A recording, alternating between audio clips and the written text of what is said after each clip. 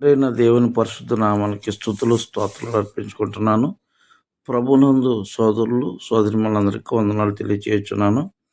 కీర్తనల గ్రంథం 4వ అధ్యాయాన్ని చదువుకుందాం. నా నీతికి ఆధారమగు దేవా, నేను మొరపెట్టినప్పుడు నాకు ఉత్తరమిమ్ము. ఇరుకులో నాకు విశాలత కలుగు చేయవాడువు నీవే. నన్ను కరుణించి నా ప్రార్థన అంగీకరించు. నరులారా, ఎంతకాలము నా గౌరవమును అవమానముగా మార్చుదురు? ఎంతకాలము వ్యర్థమైన దానిని ప్రేమించుదరు? ఎంతకాలము అబద్ధమైన వాటిని వెతకెదరు? యెహోవా తన భక్తులను తనకు ఏర్పరచుకొనుచున్నాడని తెలుసుకొనుడి. నేను యెహోవాకు మొరపెట్టగా ఆయన ఆలకించును. భయము నుండి పాపం చేయకుడి.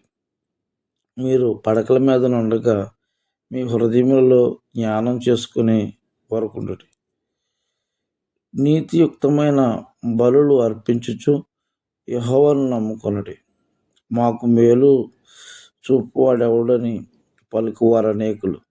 యెహోవా, నీ సన్నిధి కాంతి మా మీద ప్రకాశింపచేయము.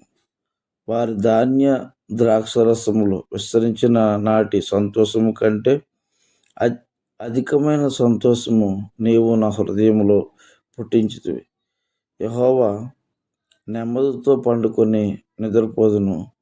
నేను ఒంటరిగా ఉండినను నీవే నన్ను సురక్షితముగా నివసింపచేయుచున్నావు. అందరికీ వందనాలు తెలియజేసుకుంటా ఉన్నాం.